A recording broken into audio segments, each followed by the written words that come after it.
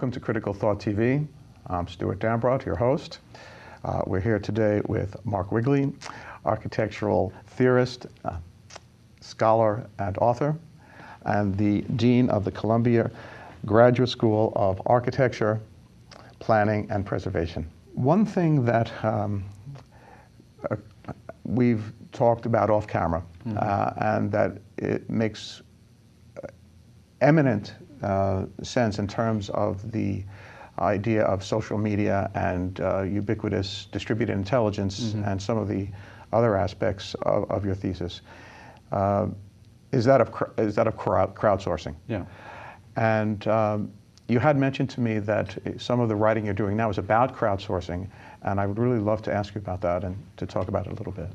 Yeah, well, I think you know, if you look at the last 5 years or so, crowdsourcing has gone from a kind of you could almost say from a kind of a marketing or a kind of exaggeration of a social media effect to a very substantial research technique. I mean, when mathematical theorems that have evaded solving for 500 years can be solved in 6 weeks, and 3 solutions produced by a group of around 100 mathematicians, of whom about 27 became very, very active in the crowdsourcing, and about 3 did the heavy lifting. You see there that that's a way of thinking. So crowdsourcing has become an extraordinary mode of thinking. And of course, if you're in my field and you're interested in the future of cities, well, you're interested in the future of the environment that incubates crowds. Like, you're interested in what it means for large numbers of people to live together. So the question, what does it mean for large numbers of people to live together, all of whom have different ideas and aspirations, and we have to think about how do you live with the other? How do you live in a dense cosmopolitan city of the future? The target of our research, the complexity of urban life, and one of the best ways to think about that, crowdsourcing, they're very much the same. In other words, we're using the crowd to think about the crowd. Now, what does this actually mean? Like, where will crowdsourcing go in my field? I'm really uncertain, but I would at least risk the thought that our field will be only as intelligent as it's able to integrate crowdsourcing into its model. And I would go one step further. I think I would demand of our field that we change the concept of crowdsourcing, because crowdsourcing still implies that there is such a thing as a crowd. And you see, there is no such thing as a crowd without a city. See, the crowd is a kind of symptom of urban life. So when people say we're using crowdsourcing, they're saying we're using an existing concept of the city to think. Now, in my field, we don't accept the existing concept. We're interested in the next thing. So that means the next concept that goes beyond crowdsourcing.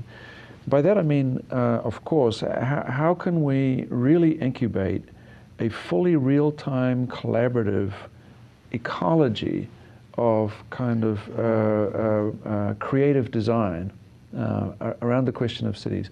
And I think we've got about 5 years to work on that.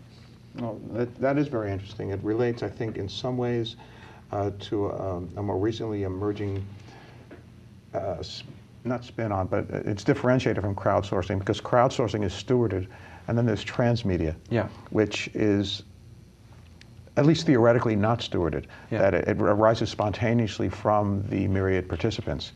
And that might be a model that might work its way into the kind of future you're talking about as well. Yeah, I think, of course, if, for example, you could crowdsource the unconscious, in other words, going even one step further, what if the full complexity of our unconscious would be harnessed in a collaborative mode? Now we'd be talking. In other words, crowdsourcing as it operates today requires the people participating to have a clear self-understanding of their role in the process. But if, of course, it's the unconscious, that is to say, all of those dimensions of our being over which we cannot claim to understand fully, and yet nevertheless structure ourselves, we would not only be, I mean, you know, if I could satisfy, if I have to make a beautiful city for people, and if I have to make that city satisfy their conscious or their unconscious, which is the best city? Of course, I think the best city is the one that satisfies unconsciously, even if consciously that everybody says, I hate my city, if the unconscious is being satisfied, maybe that's a better city, right.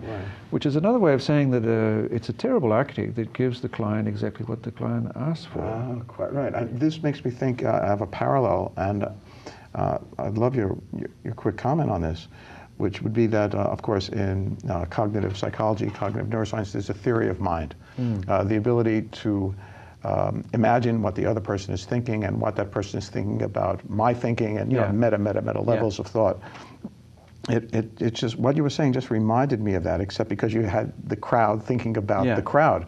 Well, that's a kind of a crowd theory of mind, what the crowd is thinking about itself, because once it's a crowd, there are individuals as well as the aggregate. Right.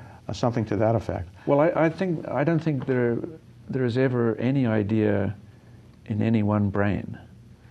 The ideas are fundamentally social, and they live in the interconnections between brains. So the real brain is not, carried around inside our head, but is in our combined system. And that system is very, very large and has an enormous capacity. If people say that the human brain is still a remarkable, misunderstood, extraordinary mechanism, an even more extraordinary mechanism, it seems to me, is the interconnection of all of our various brains.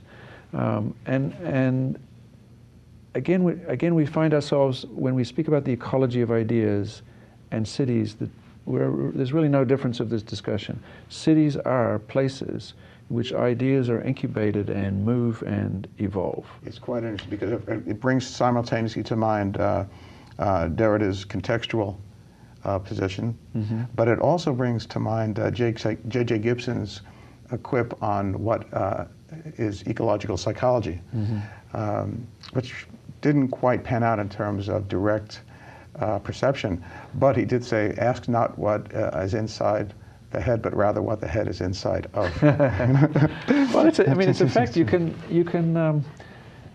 only be a soloist in a crowd. You can only be an individual in a crowd, which means that there's no such thing as a real individual.